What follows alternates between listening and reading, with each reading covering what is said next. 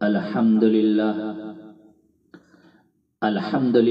नहमदुहु व नस्तईनुहु व नस्तगफिरुहु व नु'मिनु बिही व नतवक्कलु अलैहि व नऊज़ु बिल्लाहि मिन शुरूरि अनफुसिना व मिन सय्यिआति अअमालिना मन यहदिहिल्लाहु फला मुज़िल्ल लहु व मन युद्लिलहु फला हादिय लहु वनशहदु अल्ला इलाहा इल्लल्लाहु वहदहु ला शरीका लहु वनशहदु अन्न सय्यदना व हबीबना व मौलाना मुहम्मद अब्दुहु व रसूलुहु। फ़अऊज़ु बिल्लाहि मिनश शैतानिर रजीम। बिस्मिल्लाहिर रहमानिर रहीम। ला उक़सिमु बियौमिल क़ियामह वला उक़सिमु बिन्नफ्सिल लव्वामह अयहसबुल इंसानु अल्लन नजमअ इज़ामह बला क़ादिरीन अला अन नुसव्विय बनाना। सदक़ल्लाहुल अज़ीम। मेरे भाइयों और दोस्तों, मैंने जो कुरान करीम की आयत तिलावत की है, इस आयत के अंदर अल्लाह तबारक व तआला क़यामत के मनाजिर का जिक्र फरमाया। इस आयत के कबील से अल्लामा ऐनी रहमतुल्लाह अलैह ने लिखा है कि आपकी शफाअत क़यामत के दिन 6 तरीके से होगी।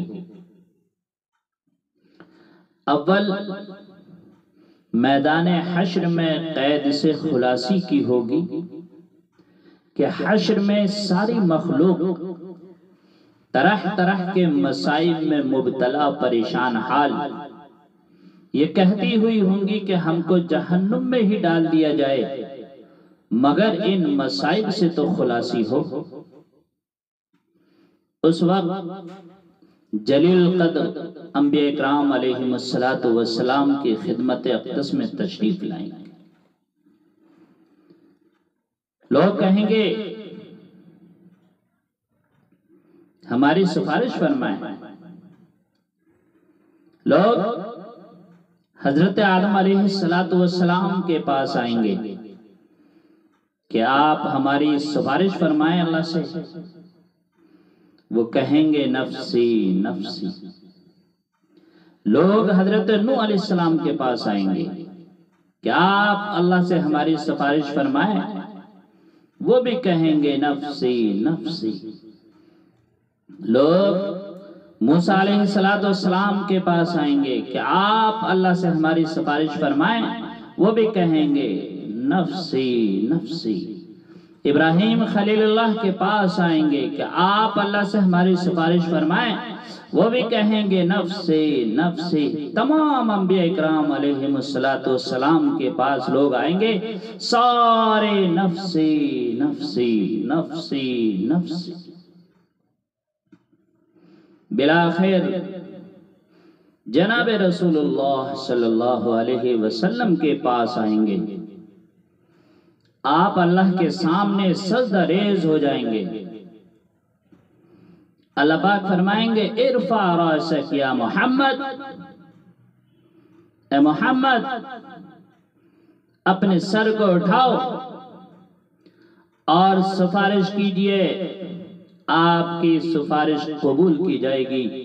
दरखास्त कीजिए, आपकी दरखास्त मानी जाएगी। तो आप फरमाएंगे इग़फिर ले उम्मती इग़फिर ले उम्मती इग़फिर ले उम्मती। ये अल्लाह मेरी उम्मत को बख्श दीजिए, मेरी उम्मत को बख्श दीजिए। मेरे भाइयों, क़यामत के दिन भी नबी करीम सल्लल्लाहु अलैहि वसल्लम को अपनी उम्मत की फिक्र है। जो दायमी जिंदगी है, हमेशा रहने वाली जिंदगी है, खत्म होने वाली जिंदगी नहीं। उस जिंदगी में भी जनाब रसूलुल्लाह सल्लल्लाहु अलैहि वसल्लम को अपनी उम्मत की फिक्र है। आज हमें कोई फिक्र नहीं। ایک روایت میں آتا ہے، یہ حضرت ابن عباس رضی اللہ عنہ کی روایت ہے، فرماتے ہیں کہ ایک مرتبہ حضور پاک صلی اللہ علیہ وسلم بہت زیادہ رنجیدہ اور غمگین بیٹھے تھے۔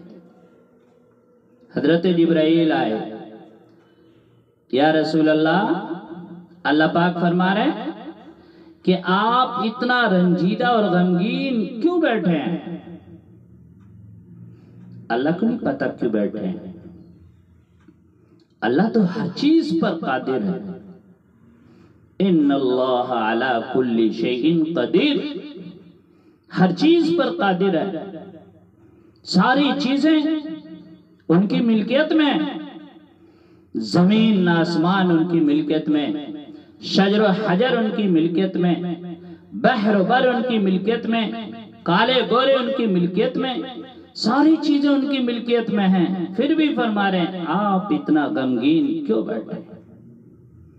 انہو علیم بذات الصدور، وہ تو دلوں کے بھید کو بھی جانتا ہے، آپ کیا سوچ رہے ہیں وہ بھی جانتا ہے، آپ نے کیا سوچا وہ بھی جانتے ہیں، کیا سوچیں گے وہ بھی جانتے ہیں، تو ہر چیز پر قادر ہے، ہر ایک چیز کو جانتا ہے، پھر بھی اپنے محبوب سے پوچھ رہے ہیں میرے محبوب اتنا زیادہ رنجیدہ اور غمگین کیوں بیٹھے ہیں؟ اللہ کے رسول نے فرمایا جبرائیل، مجھے فکر ہے کہ میری امت کے ساتھ اللہ قیامت میں کیا کرے گا۔ حضرت جبرائیل علیہ السلام نے اللہ کے رسول کو ساتھ لیا اور ایک قبرستان گئے جہاں قبیلہ بنو سلمہ کے لوگ دفن تھے۔ حضرت جبرائیل نے ایک قبر پر مارا، فرمایا قم باذن اللہ، مردہ جو ہی آواز سنتا ہے فوراً کھڑا ہوتا ہے اس حال میں کہ اس کا چہرہ روشن اور چمکدار ہوتا ہے اور منہ سے لا الہ الا اللہ محمد رسول اللہ صلی اللہ علیہ وسلم کی آواز آ رہی ہوتی ہے۔ حضرت جبرائیل فرماتے ہیں سو جا، پھر دوسری قبر پر مارتے ہیں، فرماتے ہیں قم باذن اللہ، مردہ جو ہی آواز سنتا ہے فوراً کھڑا ہوتا ہے اس حال میں کہ اس کا چہرہ کالا ہوتا ہے، بدصورت ہوتا ہے اور اس کے منہ سے ہائے افسوس کی آواز آ رہی ہوتی ہے۔ جبرائیل فرماتے ہیں سو جا۔ اس کے بعد فرمایا رسول اللہ، جس طریقے سے ابھی آپ نے مومن اور کافر بندے کو دیکھا، ٹھیک قیامت کے دن بھی اسی حال میں ہوں گے۔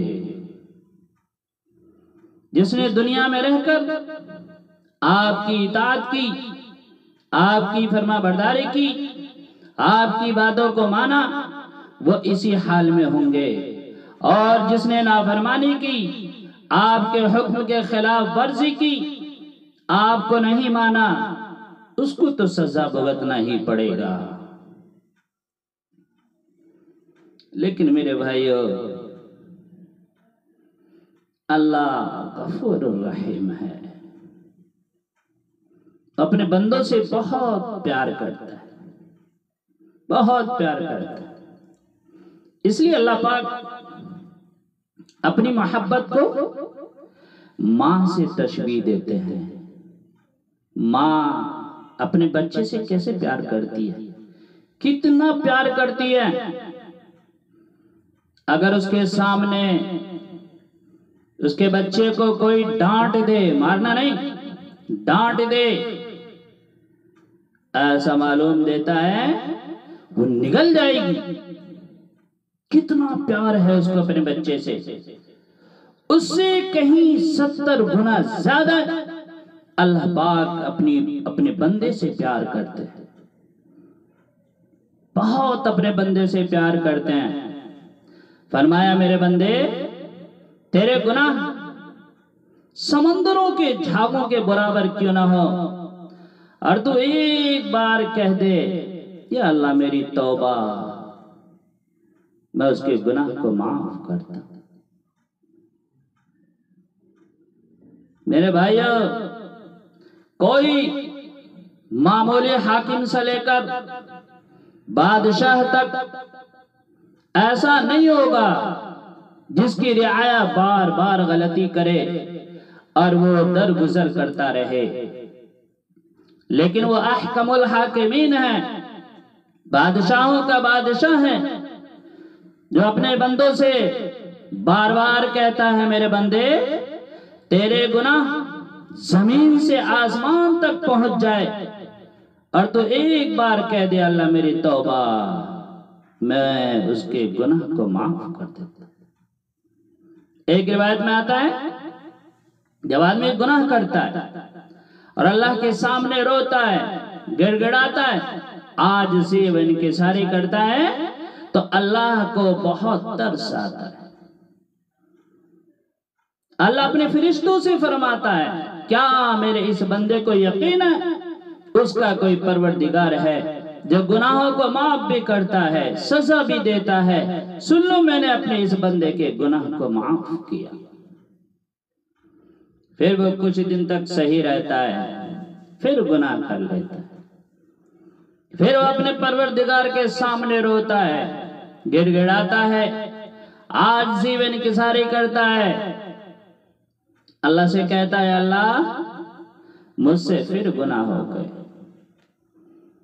اللہ پاک پھر فرشتوں سے فرماتے ہیں کیا میرے اس بندے کو یقین ہے اس کا کوئی پروردگار ہے جو گناہوں کو معاف بھی کرتا ہے، سزا بھی دیتا ہے، سن لو میں نے اپنے اس بندے کے گناہ کو معاف کیا۔ رسول اللہ صلی اللہ علیہ وسلم نے ارشاد فرمایا کہ جب تم سے گناہ ہو جائے تو تم اللہ کے سامنے رو کر گڑ گڑا کر اپنے گناہوں کی معافی طلب کر لیا کرو، اللہ پاک تمہارے گناہوں کو معاف کرے گا۔ تو میرے بھائیو، قیامت کے دن بھی اللہ کے نبی کو اپنی امت کی کتنی فکر ہے، لیکن آج ہمیں کوئی فکر نہیں، داڑھی ہمارے پاس نہیں، اسلامی لباس ہمارے پاس نہیں، خدا نہ خواستہ آج ہمارا ایکسیڈنٹ ہو جائے کیسے پتہ چلے گا کہ یہ مسلم ہے یا غیر مسلم ہے؟ اس لیے کم از کم سنتی لباس اپنائیں، اپنے چہرے کو سنتی چہرہ بنائیں۔ میرے بھائیو، رسول اللہ صلی اللہ علیہ وسلم نے بڑی محنت کی، مشقت کی، تب یہ دین ہم تک پہنچا ہے۔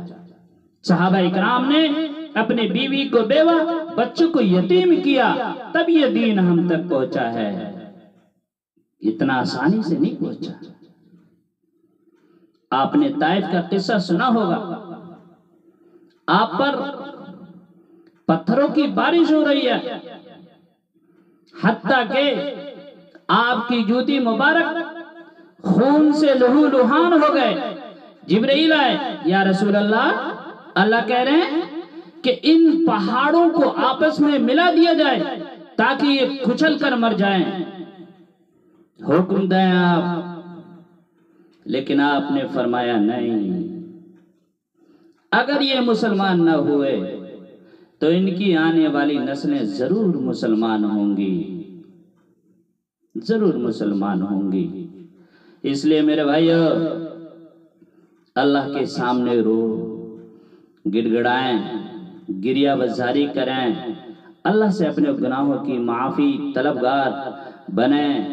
اللہ غفور الرحیم ہے۔